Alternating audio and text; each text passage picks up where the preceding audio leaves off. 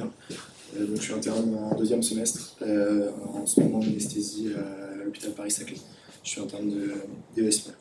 Vous allez voir, on va parler d'un sujet qui est, sans faire exprès, assez connexe au premier sujet qui a été abordé. J'ai préparé ce topo avec le docteur Boca qui travaille à Paris-Saclay.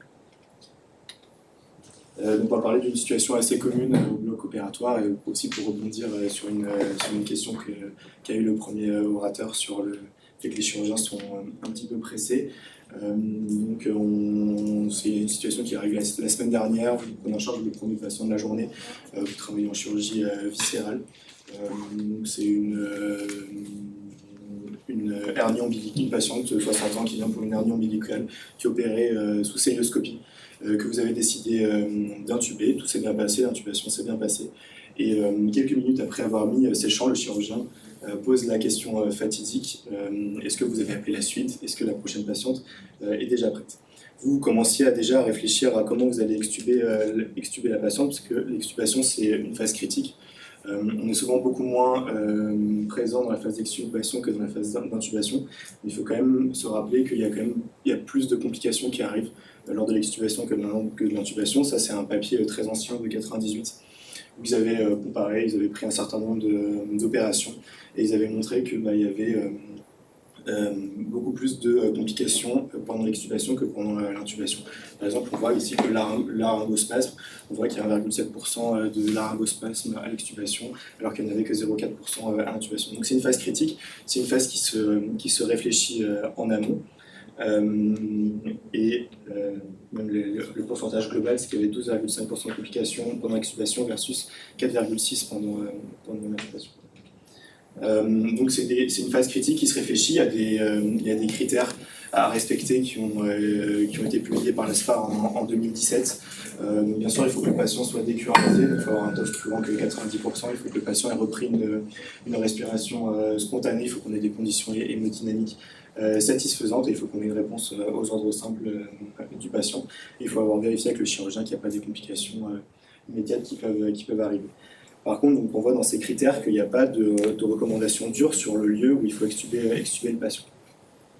Donc souvent, en fonction des différents lieux où on exerce, donc il y a différents protocoles, mais on a quand même deux possibilités, soit extuber le patient sur table dans la salle d'opération ou l'extuber en SSPI. Donc l'objectif de ce topo, c'est essayer un petit peu de reprendre ces différents arguments et de voir lesquels sont valables et lesquels peuvent être un petit peu plus discutés. Donc les arguments pour extuber un patient sur table, c'est que souvent l'équipe d'anesthésie connaît mieux le patient, il y a de l'anesthésiste, c'est eux qui ont fait l'intubation, c'est eux qui ont vu aussi comment la chirurgie a pu se passer, donc il y a aussi une meilleure connaissance de la chirurgie, donc il y a une meilleure connaissance du geste qui a été réalisé. Et pendant le Covid, on a aussi eu ce fait qu'il y avait un risque infectieux qui était moindre à extuber les patients directement au bloc opératoire. Le gros argument qui est souvent repris pour ne pas extuber les patients sur table, c'est qu'on embolise la salle d'opération et qu'on allongerait le temps d'occupation du bloc opératoire. Les arguments pour extuber en SSPI, on va le voir, et c'est là où c'est très connexe au premier topo, c'est qu'on peut directement extuber les patients à risque, par exemple avec leur machine de VNI pour essayer de diminuer le risque d'atelectasie. Le transport, ça dépend aussi des lieux où on exerce, mais le transport est peut-être un peu plus sécuritaire si le patient est toujours intubé, si le SSPI est loin de la salle d'opération. Et on a aussi du temps pour attendre que les conséquences chirurgicales soient stabilisées. Les inconvénients qu'on va aussi discuter, c'est que la durée de ventilation est a fortiori beaucoup plus longue et qu'en SSPI, les opérateurs en SSPI ont peut-être une moins bonne connaissance du patient et de l'opération qu'ils vont avoir vue. Donc, le premier point qu'on va discuter, c'est l'allongement du temps d'occupation du bloc opératoire lié au fait qu'on extube les patients en salle d'opération. Donc c'est quelque chose qui est important pour les chirurgiens. Ça, c'est une publication très récente de 2024 par une équipe de Lyon où ils ont en fait essayé de montrer que si le temps entre deux opérations est long et si le planning n'est pas respecté, à ce moment-là, le chirurgien est stressé, irrité et que ça affecte leur performance. Et donc l'objectif du papier, c'était de montrer qu'il y avait plus de complications chez les patients pour lesquels le chirurgien avait montré qu'il y a eu un temps important entre les issues. Ils ont regardé différents délais, mais ils ont montré qu'il y avait plus de complications chez les patients pour lesquels il y a eu beaucoup de temps d'attente entre les deux chirurgies et pour les patients pour lesquels il y avait beaucoup de retard sur le planning. on va essayer de regarder si le fait d'extuber les patients sur table, ça rallonge effectivement beaucoup le temps d'occupation de la salle d'opération. Donc c'est aussi un travail très récent de 2025 qui a été publié dans l'anesthésia. Donc l'idée c'est un travail multicentrique, observationnel, où ils ont regardé, donc c'est à la fois à Montpellier et à Clermont-Ferrand. C'est complètement observationnel, ils ont pris plein de chirurgies et ils ont regardé les temps au moment où la chirurgie se termine et le temps jusqu'à l'extubation, le temps jusqu'à la sortie de SSPI, en fonction de si le patient il a été extubé sur table, il a été extubé en SSPI. En tout, ils ont inclus, il y avait 4228 patients qui étaient éligibles sur la période. Finalement, à la fin, dans leur étude, ils ont à peu près inclus 700 patients, donc 494 qui avaient pu être extubés sur table et 262 qui ont été extubés en SSPI. Et donc, ce qu'ils ont regardé, c'est vraiment des temps. Donc, leur T0 qui va conditionner ensuite toutes les analyses. C'est le moment de la fin de l'intervention, on considère que le chirurgien a terminé son geste.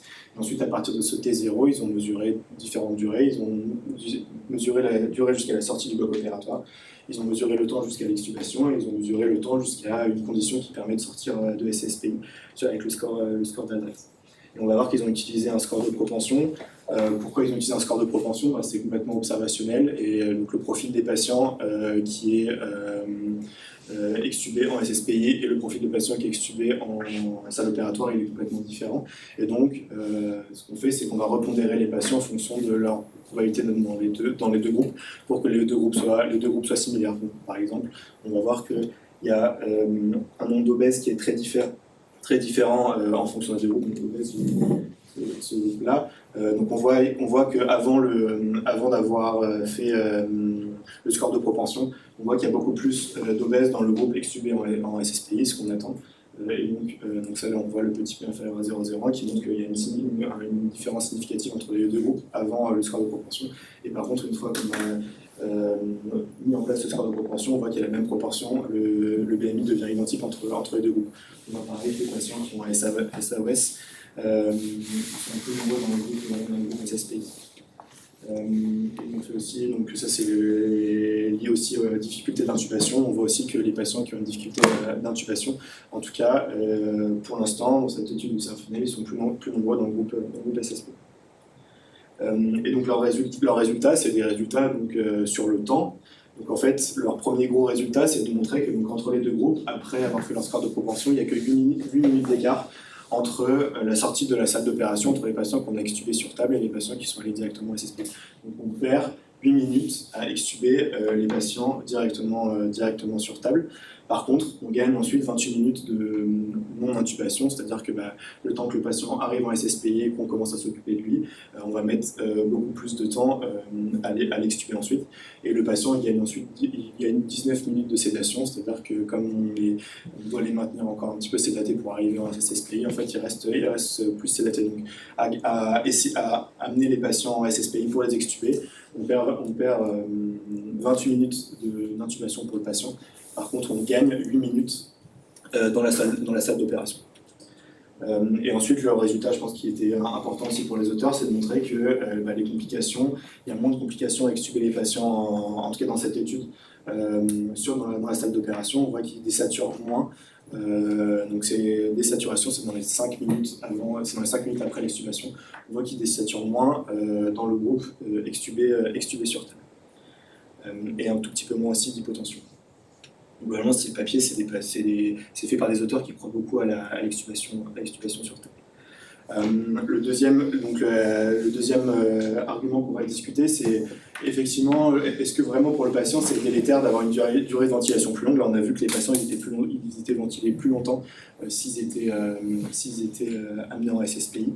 Moi, je ne connais pas très bien la chirurgie cardiaque, mais en tout cas en chirurgie cardiaque, j'ai l'impression que les patients ont beaucoup plus de temps à les extuber. En fait, en tout cas en chirurgie cardiaque, ce qui a été montré, c'est qu'il n'y a pas de différence de mortalité à extuber les patients en SSPI ou au bloc opératoire. En tout cas, le fait d'avoir une durée de ventilation qui est plus longue chez eux n'est pas délétère pour le patient.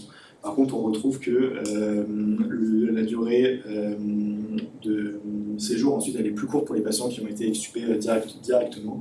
Bien sûr, ça coûte un petit peu moins cher pour l'hôpital parce que la salle d'opération est plus rapidement utilisée.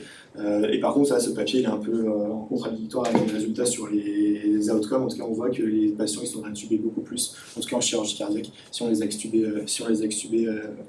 dans la salle d'opération. Et il y a plus de saignements aussi si on les extubés directement dans la salle d'opération. Et enfin, la dernière chose, c'est que en SSPI, on connaîtrait moins bien le patient, on connaîtrait moins bien l'opération. Ça, c'est un travail très récent qui a été montré, c'est une communication à l'ASFA l'année dernière, où les auteurs montrent que cette moins bonne connaissance du patient, elle est aussi un peu contrebalancée par le fait que les protocoles sont plus standardisés en SSPI, et donc entre guillemets plus respectés. Donc là, en orange, c'est les patients qui sont extubés en SSPI, en bleu, c'est les patients qui sont... En orange, c'est les patients extubés en SSPI, en bleu, c'est les patients extubés directement au bloc opératoire. Et on voit que, par exemple, les patients ils sont extubés dans la bonne position bien plus souvent en SSPI qu'au bloc opératoire. On va avoir tendance à les extuber beaucoup plus souvent à plat. Donc finalement, si on revient un petit peu sur les différents arguments qui étaient en défaveur de chacun des deux lieux d'extubation, l'allongement du temps d'occupation il est de 7 minutes, donc ça contrebalancé avec la durée de l'opération, et donc c'est 7 minutes, il est quand même important à avoir en tête pour les chirurgiens, pour les anesthésistes, en fonction du type d'opération, parce que pour certaines opérations, en fait, 7 minutes c'est beaucoup, mais en fait pour plein d'autres, 7 minutes c'est vraiment pas grand-chose. La durée de ventilation plus longue, qui est un argument pour extuber les patients sur table, il manque encore quand même pas mal d'arguments pour montrer que c'est délétère pour les patients. Et finalement, ensuite, la moins bonne connaissance du patient, il y a aussi un argument pour la SSPI qui fait que les protocoles sont un petit peu plus standardisés. Et pour revenir un petit peu au topo précédent, c'est plus facile d'extuber le patient en SSPI dans des bonnes conditions. Par exemple, on imagine l'extuber avec sa machine de VNI chez un patient qui a un SAOS ou qui est obèse par exemple. Et enfin, dernier sujet qui est un petit peu relié à l'extubation en SSPI, c'est de nouveau en fait en 2025 des gens qui questionnent si les IDE ont le droit d'extuber elles-mêmes les patients en SSPI. Donc l'ASFA a répondu que oui, mais en fait on voit que c'est un sujet éternel puisqu'il y a déjà en 1988 aux États-Unis, il y avait déjà ces questions-là où on débattait sur est-ce qu'il faut vraiment un IA d'un anesthésiste pour extuber les patients de SSPI. Si on repense à la première slide sur les complications liées à l'extubation,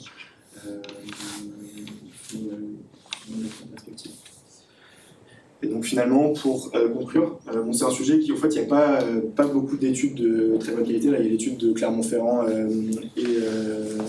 et Montpellier, où ils ont vraiment fait un score de propension. Souvent, les études, c'est des études observationnelles, où il y a des grosses différences entre les patients qu'on extube en SSPI et les patients qu'on extube directement au bloc opératoire.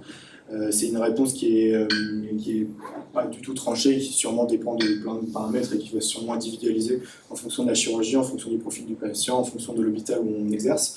L'autre question à avoir, c'est est-ce que vraiment finalement on a besoin d'intuber le patient initialement. Là, la patiente qui était en celluloscopie, on aurait pu se demander s'il fallait l'intuber ou juste par exemple mettre un masque laryngé. Donc la question préalable, c'est aussi limiter le plus possible les chirurgies où on intube les patients.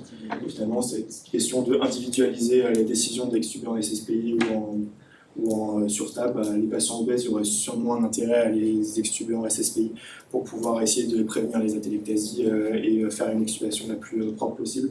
Les patients hypothermes, les amener en SSPI, ça nous donne un petit peu plus de temps pour les réchauffer de façon optimale. Les patients avec des complications chirurgicales avec un drainage actif, pareil, il y a un intérêt à les amener en SSPI. Et finalement, les blocs opératoires à fort turnover, là, on aurait quand même un intérêt. Les 7 minutes doivent sûrement être pris en compte. Et il y a sûrement un intérêt à les extuber directement sur table. Merci beaucoup.